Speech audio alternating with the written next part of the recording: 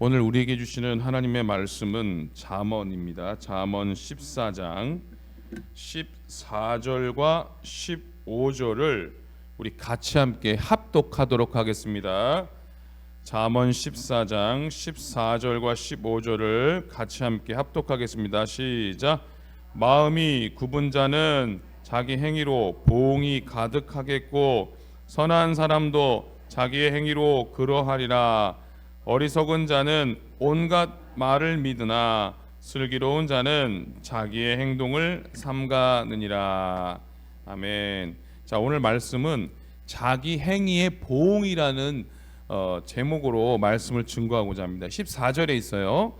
마음이 굽은 자는 자기 행위로 보응이 가득하겠고 선한 사람도 자기 행위로 그러하리라. 이런 말씀이 있습니다.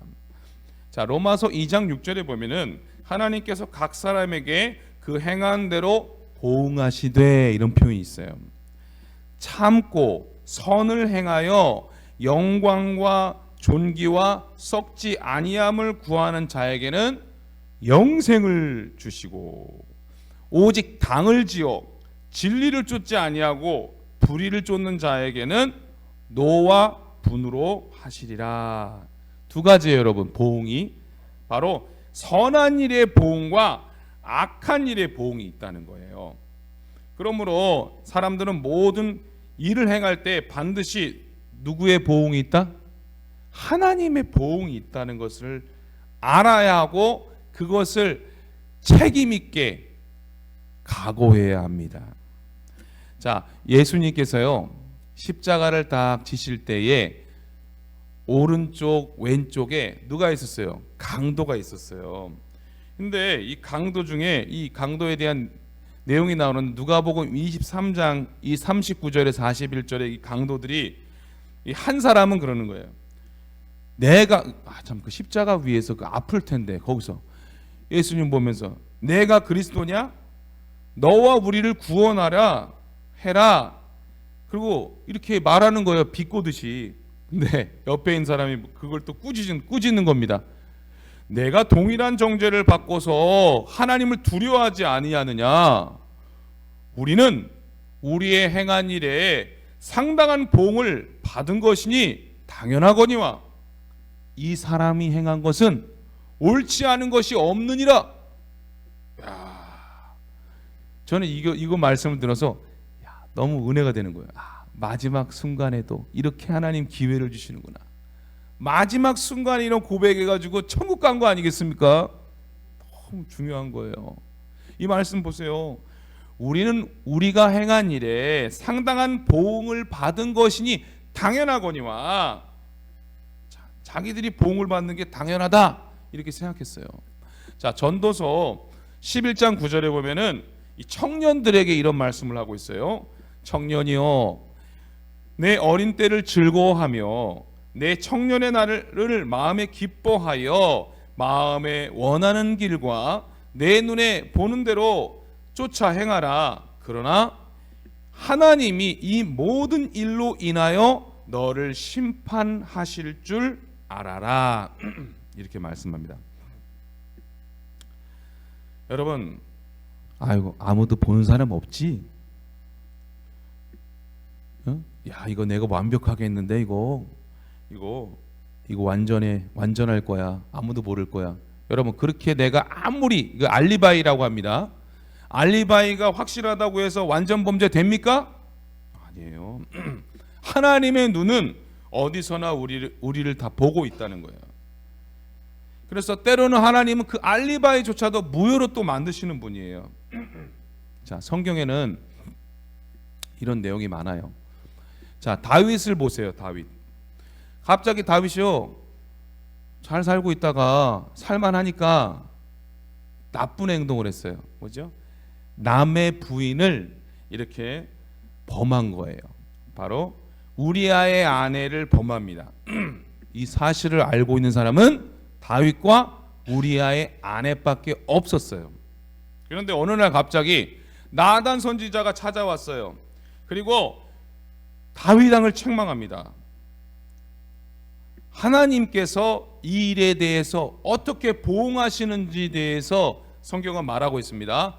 사무엘하 12장 10절에 보니까 이제 내가 나를 업신여기고 햇사람 우리아의 철을 빼앗아 내 처로 삼았은즉 칼이 내 집에 영영이 떠나지 아니하리라 하셨고, 여호와께서 또 이처럼 이루시기를 내가 내 집에 재화를 일으키고 내가 내 처들을 가져 내 눈앞에서 다른 사람에게 주리니 그 사람이 내 처들로 더불어 백주에 동침하리라. 여러분, 다윗은요 아무도 모르는 줄 알았어요. 근데 하나님이 그걸 다 아셨어요. 다윗의 집에 칼이 떠나지 아니하리라. 자식들이 서로 칼로 죽이는 너무나 가슴 아픈 일이 일어났어요. 그리고 그 아버지가요 왕위에서 쫓겨나서요 칼로 아버지를 대적하고요, 그 다윗 왕의 후궁들이 그 아들 누구죠? 압살롬에 의해서 백주에 동침당하는 일을 겪게 됩니다. 여러분, 하나님의 보응은요 공의에 의해서 일어나는 일들입니다. 공의. 하나님은 사랑의 하나님이지만 공의의 하나님이시라는 거예요. 자, 성경에 공의가 일어나는 두 가지 일이 있어요. 그게 뭐냐? 첫 번째는 하나님의 율법에 의해서 공의를 심판하십니다. 또한 또 한 가지는 인간의 양심에 의해서 하나님이 심판하신다는 거예요. 이게 로마서 2장 12절에 나오는데, 율법이 있는 자는 율법으로 인하여 심판을 받으며 율법이 없는 자는 율법 없이 심판을 받게 된다. 이게 바로 율법이 없다는 것은 양심에 의해서 하나님이 우리 마음속에 양심을 주셔가지고 그것이 이미 심판을 받게 된다는 것을 말하는 것입니다. 하나님은요 가장 공평하신 분이십니다. 자, 세상의 재판관들은요 심판이 약간 재판이 약간 기울을 수도 있어요. 그러나 하나님은요, 하나님의 심판은요 기우는 법이 없어요. 죄가 잘못됐다고 그 죄를 또 왕창 주시는 분도 아니에요. 죄가 조금 있다고 죄가 많다고 또 줄여주시는 분도 아니에요. 하나님은 정확하게 판결하시는 분입니다. 그렇기 때문에 우리는 하나님이 심판에 대해서 왜 이렇게 심판하셨어요? 한마디도 할 수가 없다는 것입니다. 자, 성경에 보면은 하나님이 어떤 일에 대해서 심판하시는지에 대한 내용들이 나와요. 첫 번째는 먼저 불의하게 그 재물을 모은 자들에 대해서 하나님은 보응하시겠다 이렇게 말씀하십니다. 예레미야 17장 11절에 보면 불의로 치부하는 자는 자고새가 낳지 아니하 나를 품음 같아서 그 중년에 그것이 떠나겠고 필경은 어리석은 자가 되리라. 무슨 말이냐? 불의한 방법으로 재물을 모은 사람은 결국에 그 재물이 그 사람에게서 다 떠나간다, 그런 뜻이에요. 바로 이 악인의 집에는 저주가 임하는 겁니다. 불의로 이렇게 재물을 모은 사람은 결국에는 어리석은 자가 되고 망하게 된다는 거예요. 자, 두 번째, 악담하고 남을 저주하는 사람은 어떻게 되느냐? 자, 시편 109편 17절 이하에 보면 저주를 좋아하는 자는 그 저주가 자기 품에 돌아온다 이렇게 말하는. 여러분, 부메랑과 같아요. 저주를 이렇게 함부로 하잖아요.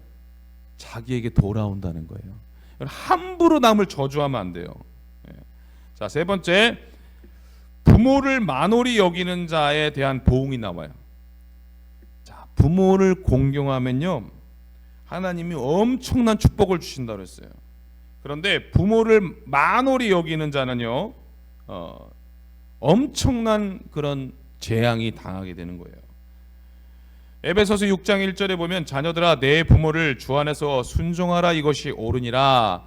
내 아버지와 어머니를 주 안에서 공경하라 이것이 약속 있는 첫 계명이니 어떻게 된다 그랬어요? 내가 잘되고 땅에서 장수하리라 이렇게 말씀하셨어요. 성경이 진짜 무서운 말씀입니다, 여러분. 잠언 30장 17절에 보면요 아비를 조롱하여 어미 순종하기를 싫어하는 자의 눈은 골짜기의 까마귀에게 쪼이고 독수리 새끼에게 먹이리라. 참 무서운 말씀이죠. 여러분, 우리는요 정말로 하나님 말씀에 순종하려고 노력해야 되는 거예요. 하나님은 분명히 부모를 공경하는 사람을 복 주신다는 것을 잊지 마시기 바랍니다. 하나님은 그 백성들에게 선악간의 보응을 내리신다 계속 말씀하고 있습니다. 자, 그 선악의 기준이 뭐냐? 그 축복과 저주의 기준이 어디에 있느냐? 신명기 28장에 나오고 있습니다, 여러분. 바로 순종하는 자에게는 복이고요, 저주하는 자에게는요, 불순종하는 자에게는 저주입니다. 그 신명기 28장에 보면은 내가 내 하나님 여호와의 말씀을 순종하면 이 모든 복이 내게 임하며 내게 미치리니, 자, 성읍에서도 복을 받고 들에서도 복을 받을 것이며, 그 다음에 내 몸의 소생 자녀들도 복을 받고 내 토지의 소산, 농사를 지면 농사가 잘 되고 내 짐승의 새끼, 가축을 기르면 가축이 잘 되고 내 우양의 새끼가 복을 받을 것이며 내 광주리, 집에 있는 광주리, 그게 막 복을 받는 거예요. 광주리가 막 넘쳐 먹을 게 많다는 거죠. 반죽 그릇이 복을 받는 거예요, 여러분. 그리고 내가 들어와도 복을 받고 나가도 복을 받는 거예요. 야, 이런 은혜가 여러분에게 있기를 축복합니다. 근데 반대예요. 불순종하면요, 여호와의 말씀에 순종하지 아니하면 이 모든 저주가 내게 임하고 내게 미칠 것이니 내가 성읍에서도 저주를 받으며 반대로 들에서도 광주리가 떡반죽 다 내 몸의 소생이 토지와 소산이 우양의 새끼가 그대로 저주가 임한다는 무서운 말씀입니다.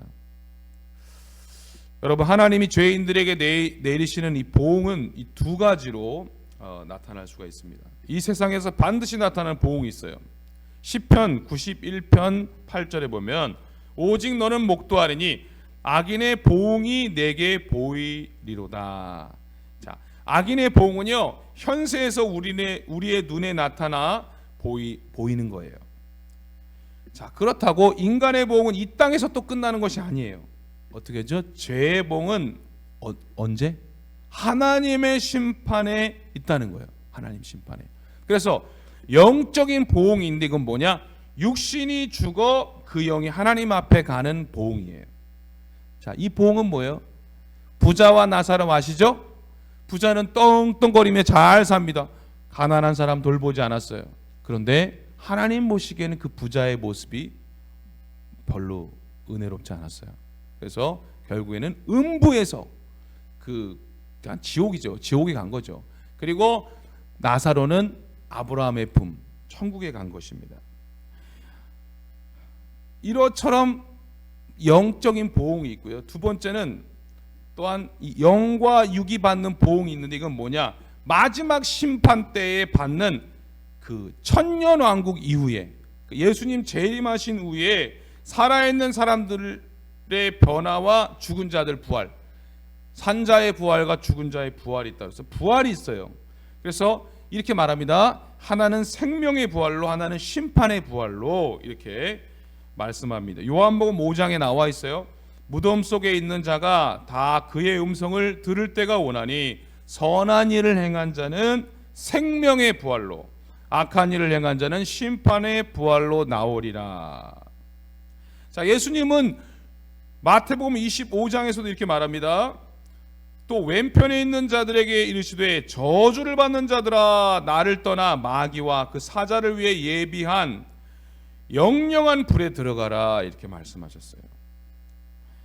또한 하나님께서 이렇게 시편 139편에 이렇게 말씀하십니다. 하나님은요 언제나 우리를 다 보고 있다는 거예요. 자, 여호와께서 우리를 감찰하신다고 말하고 있어요. 자, 여호와여 주께서 나를 감찰하시고 아셨나이다. 자, 주께서 나의 앉고 일어섬을 아시며, 여러분 집에서도 앉아 있는 거, 서 있는 거 다 아신다는 거예요. 멀리서도 나의 생각을 통촉하시오며 나의 길과 눕는 것을 감찰하시며 나의 모든 행위를 익히 아시오니 여호와여 내 혀의 말을 알지 못하는 것이 하나도 없으시니이다. 자, 내가 주의 신을 떠나 어디로 가며 주의 앞에서 어디로 피하리이까? 내가 하늘에 올라갈지라도 거기 계시며 음부의 내 자리를 펼지라도 거기 계시니이다. 내가 새벽 날개를 치며 바다 끝에 가서 거할지라도 곧 거기서도 주의 손이 나를 인도하시며 주의 오른손이 나를 붙드시리다. 아멘. 여러분, 하나님은요 우리와 늘 함께 하시는 거예요. 그래서 하나님을 막 너무 피곤하게 생각하시면 안 돼. 있는 그대로 하나님 그런 분이시라는 것을 인정하셔야 돼. 그리고 하나님을 전적으로 의지하고 전적으로 하나님에게 이렇게 의탁하는 우리 모두가 되시기를 축복합니다. 근데 우리가 여러분 한 가지가 제일 중요한 핵심이 뭐냐? 우리가 꼭 기억해야 될 거. 하나님의 심판 기준을 알아야 되는데 심판 기준 그것이 제일 중요한 기준이에요. 하나님 심판 기준은 바로 예수 그리스도라는 거예요. 할렐루야? 이 뭔 얘기냐? 자, 하나님은요 이 사람의 심령이 예수 그리스도를 믿느냐 안 믿느냐를 보신다는 거예요. 그게 가장 큰 심판의 기준이라는 거예요. 자, 내가 아무리 도덕적으로 착하고 선행이 있다고 그걸 중심으로 보는 게 아니라 예수님을 믿으면 천국이에요, 여러분. 예수님이 없으면 저주인 거예요. 그래서 우리가 끝까지 이 치매가 걸리면 안 되는 이유가 뭐냐? 예수님을 잊어버릴까 봐. 근데 그것조차도 하나님은 아시겠지만 치매 걸리기 전에는 예수님 믿었잖아요. 그렇지만 아무튼 우리가 잊지 말아야 될 이름 뭐예요? 예수 그리스도. 그 예수 그리스도의 은혜로 천국 간다. 이거 우리가 이걸 꼭 기억하시는 여러분 되시기를 축복합니다. 오늘 선한 일의 보응, 악한 일의 보응. 저희는 겁주려고 그러는 게 아니에요. 막 여러분 겁을 주려고 말씀하는 게 아니라 우리가 붙들어야 될 것. 반드시 심판이 있는데 우리가 늘 예수님 믿고 하나님 말씀에 순종하고 그 말씀대로 행하는 우리 모두가 되어 장차 우리에게 예비하신, 아니 이미 우리 안에 임하신 하나님의 나라를 생각하고 날마다 우리가 앞으로 가게 될 그 천국을 향해 날마다 그 주시는 생명의 면류관을 바라보면서 오늘도 열심히 기도하고 더 주님을 의지하는 우리 믿음의 성도님들이 다 되시기를 주님의 이름으로 축복합니다. 기도하겠습니다. 너무나 좋으신 하나님 감사드립니다. 생명의 말씀으로 오늘도 이렇게 인도하심에 감사를 드립니다. 말씀에 순종하고 그 말씀 대행하는 우리 모두가 되게 하여 주시옵소서. 오늘도 우리가 기도하는 모든 것들 다 응답되게 하여 주시옵소서. 우리 자녀들이 믿음 생활 잘하게 하시고 또 공부하는 자녀들 또 진로를 준비하는 자녀들 잘 시험 보게 하여 주옵소서. 이번 주에 시험 보는 모든 시험들 주님 잘 볼 수 있도록 지혜와 명철과 건강을 더하여 주시옵소서. 앞길이 환히 열릴 수 있도록 역사하여 주시옵소서. 육신이 연약함으로 병원에 입원하신 분들 속히 치료가 이루어지게 하여 주시고 잘 회복되는 역사가 있게 하여 주시옵소서. 오늘 하루도 주님께 영광 돌리는 복된 하루가 되게 하여 주시옵소서. 예수님의 이름으로 기도드립니다. 아멘.